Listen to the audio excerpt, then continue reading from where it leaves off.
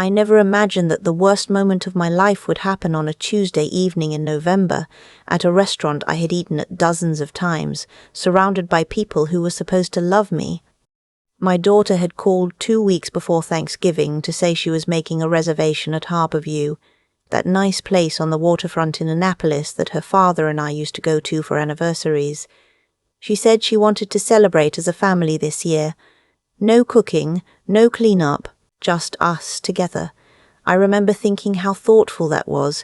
I even told my friend Connie about it over coffee. "My daughter is taking me out for Thanksgiving," I said, and I felt proud when I said it. I should have known something was off when she didn't mention the reservation details until the night before. Let me back up. My name is Vivian. I am 67 years old. I spent 31 years as a registered nurse at Johns Hopkins, and when I retired, I wasn't the kind of woman who sat down quietly and watched the world go by. I had savings, I had a pension, and I had a piece of property in Severna Park that my husband George left me when he passed. A 3-bedroom house on a corner lot that we had paid off together, year by year, through overtime shifts and skipped vacations and a lot of quiet sacrifice. My daughter Cassidy is 41. She married her husband Owen 6 years ago. He is the kind of man who always has a new business idea and somehow never has the money to fund it himself. A year after their wedding, they came to me and said they wanted to buy a house. Their credit wasn't strong enough for the loan they needed. Could I co-sign? I said yes, because that is what mothers do. What I did not do, and I want to be honest about this because I think honesty is the only way to tell a story like this. What I did not do was read every line of every document the way I should have. I trusted the mortgage broker they brought. I trusted my daughter. I signed where they told me to sign. I did not realize until much later that I had not just co-signed the loan. I had signed as a co-borrower. My name was on the deed. The house at 14 Creekside Drive in Pasadena, Maryland. The house where my daughter had been living for 5 years, where my 2 grandchildren had their bedrooms, where I was not welcome on most holidays unless I called ahead. That house was legally half mine. Cassidy did not know that either, or maybe she had forgotten. I'm not sure which one is worse. Now, Thanksgiving. The restaurant was already full when I arrived. I had driven myself because Cassidy said parking was easy, and there was no need for me to ride over with them. I wore the navy dress George always said made my eyes look lighter. I had my hair done that morning. I wanted to look like someone who was celebrating, because I had decided that I was going to try.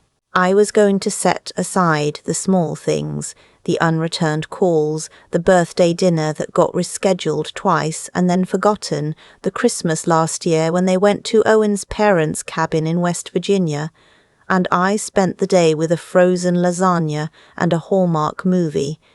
I was going to try. The hostess led me to a large round table near the window. Beautiful view of the water. There were already 9 or 10 people seated. Cassidy, Owen, their 2 kids, Owen's parents, his sister and her husband, a couple I didn't recognize, place cards at every seat. I looked for my name. There was no place card for me at the round table. The hostess touched my elbow gently and pointed to a smaller table about 15 feet away, tucked near the wait station. A 2-top with a single place card that read, Mom. I stood there for a moment. I want you to understand what that moment felt like. Not the anger, which came later, but the confusion first.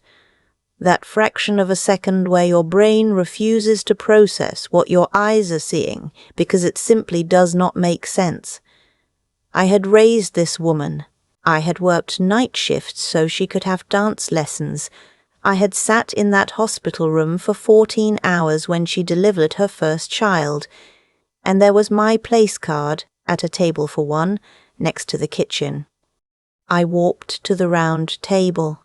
Cassidy looked up and her face did something complicated, Not surprise exactly, more like irritation, the way you look at someone who has arrived at the wrong time. "Mum, we talked about this," she said. We had not talked about this. "There wasn't enough room," she said. "Owen's whole family is here. It's just easier." Owen's mother, Patrice, was watching me from across the table. She had the grace to look uncomfortable. Owen was studying his menu. "Cassidy," I said quietly, "I would like to sit with my family." "You're with your family. You're right there." She gestured toward the small table. "It's literally 15 feet away, Mum. We'll still be able to talk." My granddaughter, she's 9, sweet girl, sharp as a tack, looked up at me with big eyes and said, "Grandma, why aren't you sitting here?" Nobody answered her. I want to tell you that I said something powerful in that moment. I want to tell you that I straightened up and made a speech that left everyone silent. But the truth is, I didn't. I sat down at the small table, alone, on Thanksgiving, while my daughter laughed at something Owen's brother said, 15 feet away. I ordered the salmon, I ate it. I did not cry, which I consider one of the great achievements of my life. But something shifted in me that night, sitting alone next to the wait station with the sound of other people's families filling the room. It wasn't rage, not exactly. It was something colder and more deliberate. It was clarity. I drove home and I did not call Cassidy. I did not send a text. I went inside, made a cup of chamomile tea, and sat at the kitchen table where George and I used to do our finances together every Sunday, and I started to think. The next morning I called my attorney. His name is Philip, and he has handled my affairs for 20 years. He is methodical and unflappable, and he does not waste words. I told him what had happened at Thanksgiving. He listened without interrupting. Then I told him about the house, about the day I signed those documents 6 years ago, about the co-borrower situation that I had only slowly come to understand over the years since. "Vivian," he said, "do you have the original closing documents?" I did. I keep everything. 30 years of nursing taught me to document. He was quiet for a moment. Then he said, "I'll need a few days to review them. But if your name is on the deed the way you're describing, you have more options than you probably realize." I told him to take his time. I wasn't in a hurry. People who are in a hurry make mistakes, and I had already made enough of those. While Philip reviewed the documents, I went about my life. I went to my water aerobics class on Monday and Wednesday mornings. I had lunch with Connie.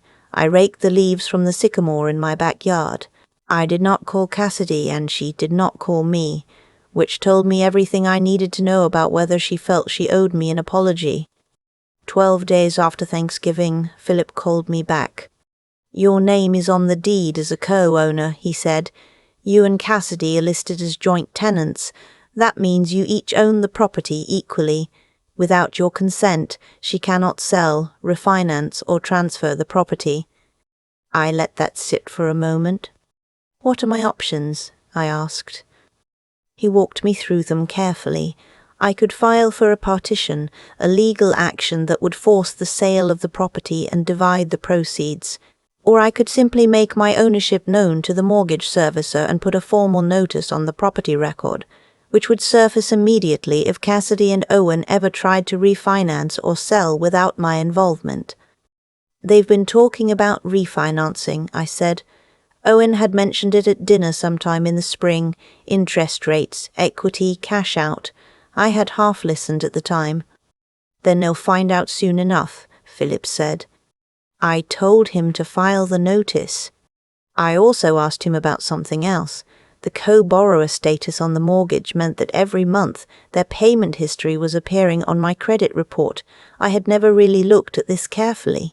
Philip suggested I pull my full credit report, and when I did, I found 3 late payments from the year Owen had been between jobs. My credit score, which I had maintained at over 780 for decades, had taken a hit I didn't know about. I called Cassidy. She answered on the third ring, her voice bright and unbothered, as if no time had passed, as if Thanksgiving had been a perfectly ordinary evening. "Hi, Mom. How are you?" "I'd like to come by Saturday," I said. "There are some things I need to discuss with you in person." A beat of silence. "Is everything okay? Are you sick?" "I'm fine. Saturday at 2 o'clock works for me. Does that work for you?" She said yes. I spent the rest of the week in a state of stillness that I can only describe as the opposite of anxiety. I slept well. I ate normally. I went to my Thursday morning Bible study. I was not nervous because I was not uncertain. That is the difference, I think. Uncertainty is what creates nerves. I knew exactly what I was going to say. Saturday came. The weather was grey and cold, that particular Maryland December cold that gets into your joints. I drove to Creekside Drive and parked in the driveway that I technically co-owned, and I walked up to the front door of the house that I technically co-owned, and I rang the bell. Cassidy opened the door in her weekend clothes. Owen was visible behind her in the living room, watching football. The kids were somewhere upstairs. It smelled like coffee and that apple cinnamon candle she always burns. We sat at the kitchen table. I had brought a folder. I placed it on the table, but I didn't open it yet. "I want to talk about Thanksgiving first," I said. Cassidy shifted in her chair. "Ma, we've been through a lot this year." "I'm not asking you to justify it," I said. "I'm telling you how it felt. I drove to that restaurant wearing my good dress. I sat alone at a table next to the kitchen while you celebrated with your husband's family. I ate my meal alone and I drove home alone. That is what happened, and I want you to know that I know what happened." She was quiet. Owen had muted the television. I could feel him listening. "I'm sorry," she said finally. It was small and quick, and it arrived with no weight behind it, the way you say sorry when you bump into someone in a grocery aisle. But she said it. "Thank you," I said, and I meant it, even if it wasn't enough.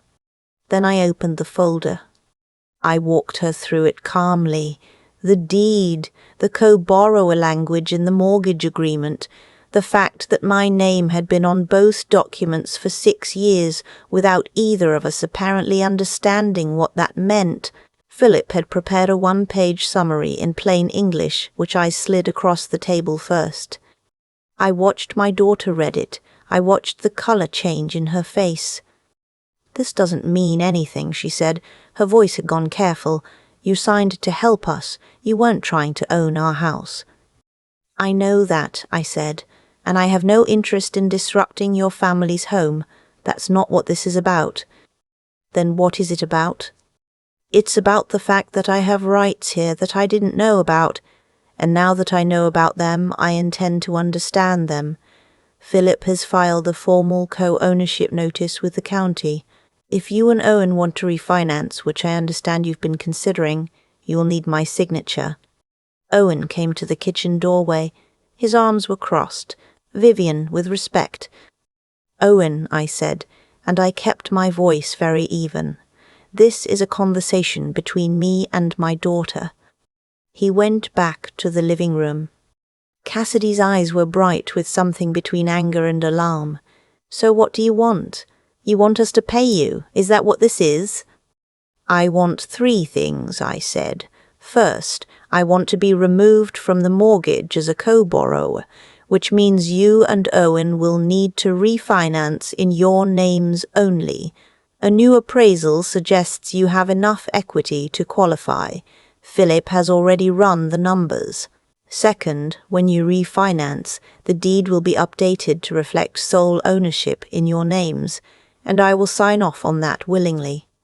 Third, I want a written acknowledgement of the late payment issue and a commitment that it will not happen again."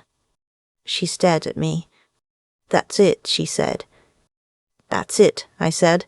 "I don't want your house, Cassidy. I never wanted your house. I wanted to have dinner with my family on Thanksgiving." The silence that followed was the longest I have ever sat through. My daughter looked at her hands. Outside, a car passed on the street. Upstairs, one of the kids dropped something and laughed. "I didn't think about how that looked," she said finally. "The seating. Owen's family is so big and I was trying to manage everything and I didn't stop to think." She stopped.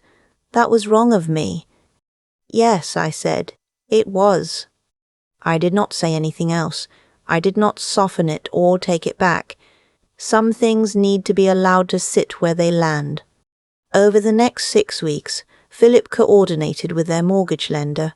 Cassidy and Owen applied for a refinance. There were some complications.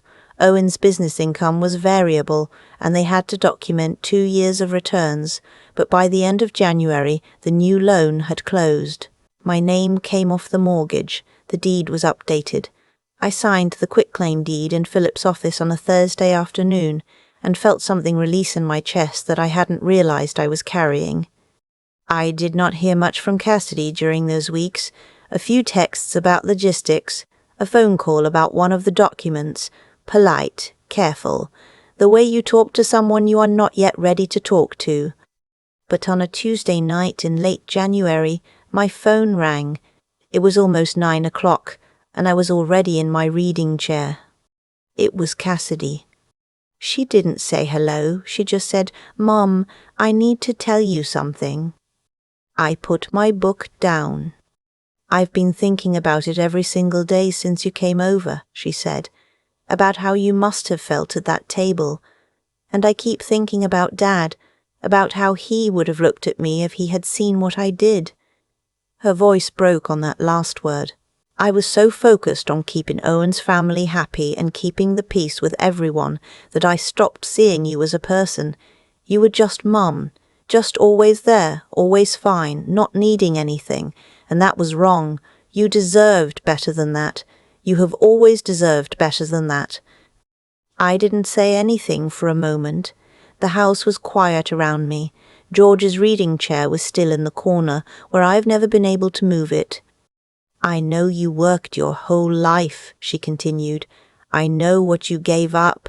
I know about the night shifts when I had recitals and you came anyway, still in your scrubs. I know all of it, and I let myself forget it. And I'm so sorry, Mom. I'm really, truly sorry." I sat with that for a long time. "Cassidy," I said finally, "I love you. That has never changed, not once. Not at that restaurant, not during any of this. But I am not a background person in my own life or in my own family. I need you to know that." "I know, Mom," she said quietly. "I know that now." We talked for almost 2 hours that night. About her father. About the early years of her marriage and the pressures I hadn't known she was carrying. About Owen, who, she admitted for the first time, had a way of making her feel like her family was an obligation rather than a source of joy. About the kids, who had asked about Grandma more than once since Thanksgiving and been given no real answer. When we hung up, it was nearly 11. I sat in the dark for a little while before I turned out the lamp. 3 weeks later, she drove to my house on a Sunday afternoon with both grandchildren and a box from the bakery on West Street where we used to get donuts when she was small. We sat at my kitchen table, the same table where I had sat with my chamomile tea, and started to think. And her daughter showed me a drawing she had made at school, and her son told me about a book he was reading, and Cassidy poured coffee without being asked, because she knows where I keep everything, because this is the house she grew up in. Before she left, she hugged me at the door for a long time without saying anything. After they drove away, I went back inside and stood in the kitchen for a moment. The house was quiet, but it didn't feel empty. There is a difference, I have learned, between quiet and empty. Quiet is what you have when the people you love have just left and will come back. Empty is something else entirely. I am 67 years old. I raised a daughter, and I buried a husband, and I worked 31 years in a hospital where I watched people face the worst days of their lives. I know what matters. I know what is worth fighting for, and I know the difference between fighting and simply refusing to disappear. I did not fight my daughter. I did not punish her. I simply made sure she understood, clearly and without drama, that I was still here, that I had always been here, and that being a mother does not mean agreeing to become invisible. That is the thing nobody tells you about getting older. People assume you start to need less attention, less space, less respect. They are wrong. You need exactly the same things you always needed. You are just less willing to pretend otherwise. I still have dinner with Cassidy's family most Sundays now. I sit at the main table. My granddaughter saves me the seat next to her because she says I tell better stories than anybody else. She is absolutely right. I have thought a lot about the moment I sat down at that small table by the kitchen, the one with a single place card that said Mom, and what it cost me to stay quiet through an entire meal. People who heard this story later asked me why I didn't just get up and leave. I understand the question, but I think the better question is, what does a person do with pain when it arrives in a form this clear? What I did was think, clearly and without rushing, the way I had learned to think during 31 years of nursing, when the wrong decision made in haste could genuinely hurt someone. There is a kind of integrity in that, in refusing to respond to a humiliation by becoming someone you don't recognize. I could have made a scene at that restaurant. I could have called Cassidy the next morning and said things I couldn't take back. I didn't. Not because I was weak, but because I understood that real strength is knowing the difference between a reaction and a decision. That's the thing I want to sit with, looking back. Cassidy didn't do what she did out of cruelty. She did it out of carelessness, which is its own kind of failure, but a different one. She had stopped seeing me as a full person with a full life, and had started seeing me as furniture that could be moved to a less convenient location when more important guests arrived.